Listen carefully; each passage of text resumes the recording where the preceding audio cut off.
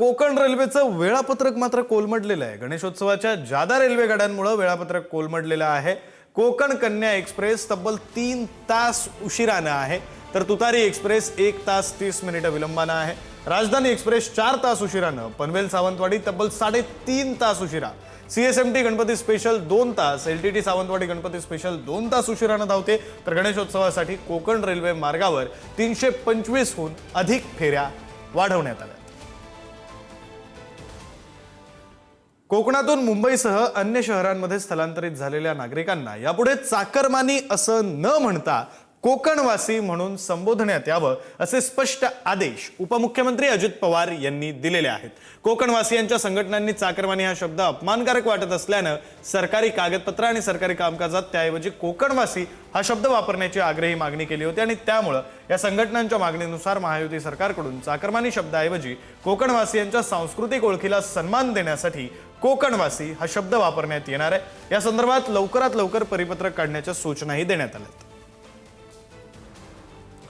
तर या संदर्भात कोकणवासियांनी कोकणकरांनी नेमक्या काय प्रतिक्रिया दिल्यात आपण त्या पाहूया। कोकणात जाणाऱ्या कोकणवासियांना या अगोदर चाकरमानी असा त्यांचा उल्लेख व्हायचा, मात्र यापुढे चाकरमानी नसून कोकणवासी असा उल्लेख करावा असा स्पष्ट निर्देश जे आहेत ते उपमुख्यमंत्री अजित पवार यांनी दिलेत। आपल्यासोबत हे कोकणवासी आहेत। खरं तर आता ते मोदी एक्सप्रेसने कोकणात जाणार आहेत। अजित पवार यांनी आज स्पष्ट निर्देश दिलेले आहेत, यापुढे चाकरमानी नाही तर कोकणवासी असा उल्लेख करावा।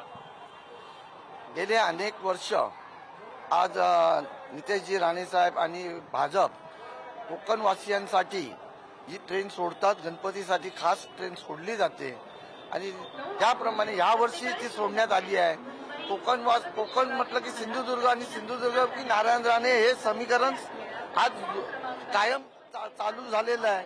त्यामुळे आज गणपतीला ज्या कोकणवासियांना तिकीट मिळत नाहीत, जाण्याची सोय होत नाही, मग त्यांची सुख सुविधा सगळी। माझा प्रश्न असा आहे की अजित पवार यांनी आता स्पष्ट निर्देश दिलेत की कोकणवासियात असा उल्लेख करावा।